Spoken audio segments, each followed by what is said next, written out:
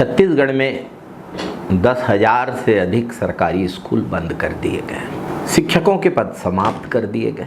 मोदी जी ने गारंटी दी थी 57,000 शिक्षक भर्ती करेंगे, नहीं किया। हर सरकार हर बजट में नए स्कूल खोलती है। सुशासन की सरकार ने शिक्षा का स्तर सुधारने के नाम पर इतनी बड़ी संख्या में स्कूलों को बंद कर दिया, शिक्षकों के पद को समाप्त कर दिया।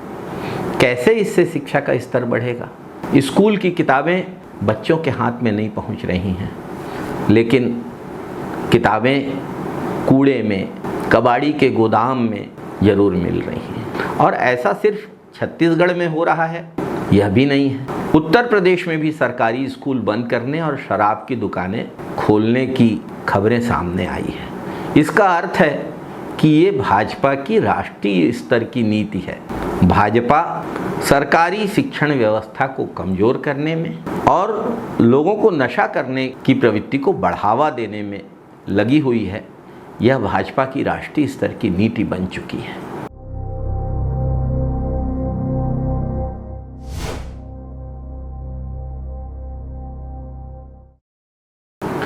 नमस्कार साथियों, भाजपा सरकार में छत्तीसगढ़ में 10,000 से अधिक स्कूल बंद, शराब की 67 नई दुकानें चालू। उत्तर प्रदेश में भी भाजपा की सरकार है, वहाँ भी भाजपा ने सरकारी स्कूल बंद किए हैं और शराब दुकानें खोली हैं। यूपी में सरकार 30 से कम छात्र संख्या वाले स्कूलों को मर्ज कर रही है, जिसके कारण 27,000 से अधिक स्कूल बंद किए जा रहे हैं। छत्तीसगढ़ में तो 10,000 से ही अधिक, वहाँ 27,000 से अधिक। उत्तर प्रदेश बड़ा प्रदेश है, हमारे यहाँ 67 नई शराब दुकानें, उत्तर प्रदेश में 876 नई शराब दुकानें खोलने की तैयारी। अर्थात ये भाजपा की राष्ट्रीय नीति बन गई है। शिक्षण व्यवस्था को कमज़ोर बनाओ, स्कूलों को बंद करो, शिक्षकों के पद समाप्त करो और शराब के नशे को बढ़ावा दो। इससे तो सामाजिक पतन ही बढ़ेगा। शिक्षा तो नई पीढ़ी को सशक्त बनाती है। डॉक्टर बाबा साहब अम्बेडकर से लेकर हर महापुरुष ने शिक्षा को महत्वपूर्ण बताया है, शिक्षा को आवश्यक बताया है और शिक्षा पर जोर दिया है। लेकिन यदि सरकारें स्कूलों को बंद कर रही है, शिक्षकों के पद समाप्त कर रही है और शराब के दुकानों को खोल रही है, तो स्पष्ट है कि सरकारों की प्राथमिकता सरकारी शिक्षण व्यवस्था को बर्बाद करना है, नष्ट करना है। उत्तर प्रदेश में नई आबकारी नीति के तहत शराब और भांग की दुकानों के लिए ई लॉटरी शुरू हो गई है। लक्ष्य है 60,000 करोड़ रुपए का राजस्व जुटाना। यह राजस्व कहाँ से आएगा? अंततः ये नशे को बढ़ावा देकर हमारी युवा पीढ़ी से, हमारे समाज से ही तो वसूला जाएगा। सरकारों की राजस्व की ये चाहत और शिक्षा की कीमत पे राजस्व की यह चाहत प्रदेश और देश के भविष्य पर भारी पड़ रही है। गरीब और मध्यम वर्ग के बच्चों के लिए सरकारी स्कूल ही एकमात्र शिक्षा का साधन है। पढ़े लिखे बेरोजगार नौजवान बीएड डीएड करके सोचते हैं कि स्कूलों में शिक्षक बन जाएंगे, लेकिन स्कूलों को बंद करके, शिक्षक के पद समाप्त करके सरकार उनको निजी स्कूलों की ओर ढकेल रही है। खासकर आरएसएस द्वारा चलाए जाने वाले सरस्वती शिशु मंदिर। बच्चों के पालकों के ऊपर आर्थिक बोझ पड़ेगा और जो शिशु मंदिर और अन्य निजी स्कूलों में शिक्षक पढ़ाते हैं, उन्हें कितना वेतन मिलता है, क्या मानदेय के नाम पर जो न्यूनतम राशि दी जाती है, उसके बारे में आप सब जानते हैं। सरकारी स्कूल बंद होंगे तो ऐसे समय गरीब परिवारों के पास निजी स्कूलों और आरएसएस से जुड़े सरस्वती शिशु मंदिर के स्कूलों में बच्चों को भेजने के अलावा कोई विकल्प नहीं बचता। जो पैसा सरकारी शिक्षण व्यवस्था को कमज़ोर करके बचाया जा रहा है, उसी पैसे को साइफन ऑफ किया जा रहा है सरस्वती शिशु मंदिर के शिक्षण ढांचे को बढ़ावा देने के लिए। यानी सरकारी शिक्षा व्यवस्था को कमज़ोर बनाया जा रहा है और आरएसएस की धर्म और सांप्रदायिक शिक्षा देने वाली शिशु मंदिर की व्यवस्था को बढ़ावा दिया जा रहा है। जिस तरीके से बीएसएनएल की कीमत पे जियो को बढ़ावा दिया गया, जिस तरीके से सरकारी कोयला कंपनियों की कीमत पे अदानी को बढ़ावा दिया गया, जिस तरीके से सरकारी पोर्ट और विमानतल अदानी को सौंपे गए, ठीक उसी तरीके से ये साजिश रची जा रही है। भाजपा शासित राज्यों में बुलडोजर की बढ़ती हुई कार्यवाहियों से वैसे भी आम जनता के बीच भय का माहौल है।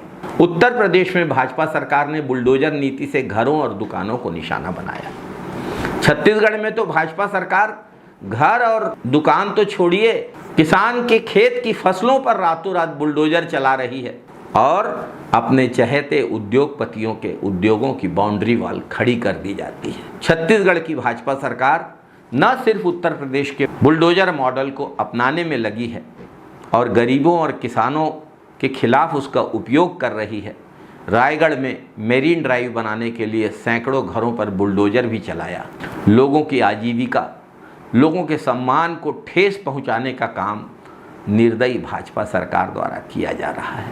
छत्तीसगढ़ और उत्तर प्रदेश में जिस तरीके से सरकारी स्कूल बंद किए जा रहे हैं और शराब की दुकानें बढ़ाई जा रही हैं, ऐसे समाचार बेहद चिंताजनक हैं। यह भाजपा की राष्ट्रीय नीति दिखाई दे रही है।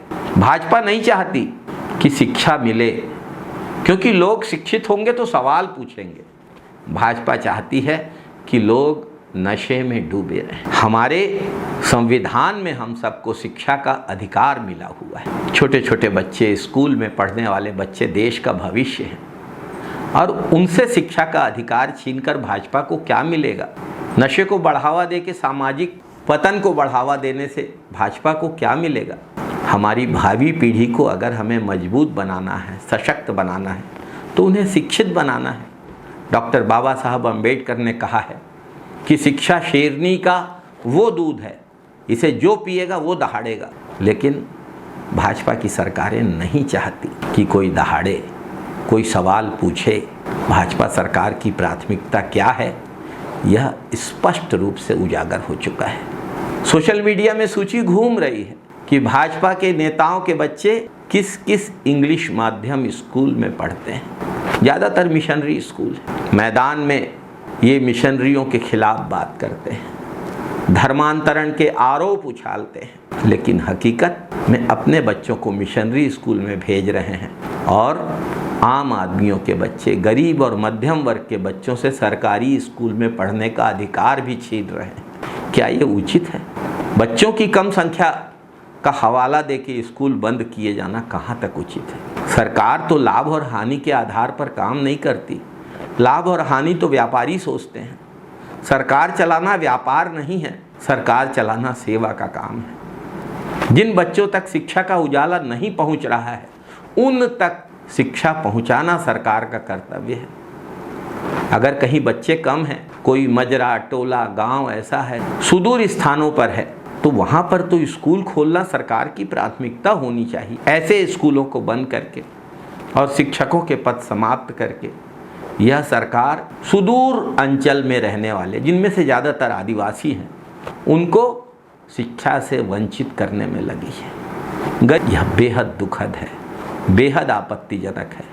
भाजपा सरकार का शिक्षा विरोधी रवैया समाज के भविष्य के लिए, देश के भविष्य के लिए बेहद घातक है। नई पीढ़ी का हित सोचना भाजपा के एजेंडे में है ही नहीं। नमस्कार साथियों, जय हिंद साथियों, वंदे मातरम साथियों।